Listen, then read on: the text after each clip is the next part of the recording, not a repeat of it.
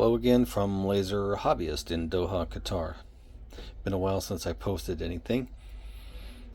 I'm uploading this video of this older Lightwave Electronics Model 221 1064 nanometer CW YAG laser because I wanted to put some pictures up that aren't blurry. Right now, the only thing I can find online of this model are very blurry. I'll explain a little bit of what I know about this from what I've read online. This is the AOM.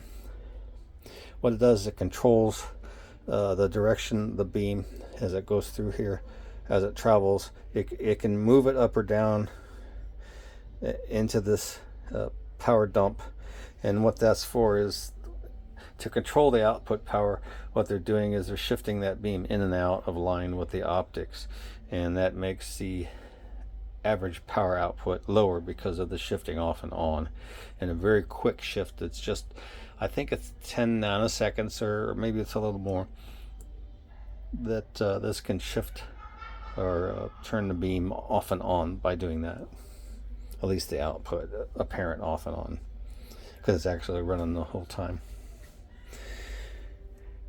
Here, this will interrupt the beam in the cavity to stop any generation from this cavity into YAG.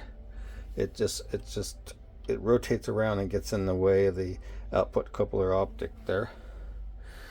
The YAG itself is a very, very small little rod. You can just barely see it there. I'll point at it. The end of my finger right there, you can see it. Very tiny little YAG in this one. It runs the length of the pump diode assembly, which is water cooled. You can see the pipes coming in and out. This here is a Faraday isolator. Keeps reflections from getting back into the YAG assembly. This older model, I believe was built in '98, is the 221 1064 V01S. It has something here I wanted to point out. Here, this was described as being some kind of a beam shaping optic. It may look like that, but if you look really close, you'll see that here, this is not glass in there. That's all empty under there.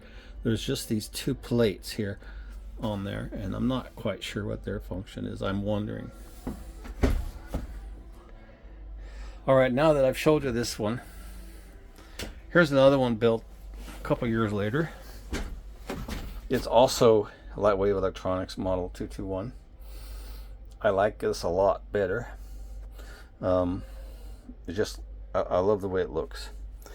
If you look on YouTube at Rocket Man's video channel, you'll see short video he made of one of these, and I found it inspiring, and that's why I bought this. But I don't know that I'll ever get these running as they are.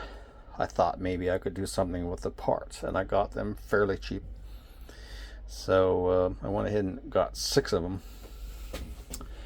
It's a mix of the slightly newer model and the older ones is what I'm getting. I've got 4 of them in. I don't have the other 2 to see for sure what they are. One of them had some damage though, because the AOM got loose and it destroyed some optics. But you can see this is done differently on the pump diodes and the YAG rod, and it's off at an angle inside the case, which I don't quite understand. If anyone can tell me what's going on here, you can see the end of the YAG right at my finger there. What's going on? It's pointed this way, but the optic's here, and for the output, the YAG coming out on this end. I believe the optic for that, the OC, is over here. So I'd like to know what's going on with that, if someone can tell me. Also, if someone happens to have a controller power supply for either of these, I would sure like to have one. see what they'll do, if they'll work at all. They're quite old, and there's probably a lot of time on the diodes. I can't read the EEPROM yet to know how much time is on them, and it'd be handy to have something to do that. That's all I have to share. I really like these older YAGs, these older Lightwave Electronics ND YAG 1064 nanometer lasers. They're really beautiful inside.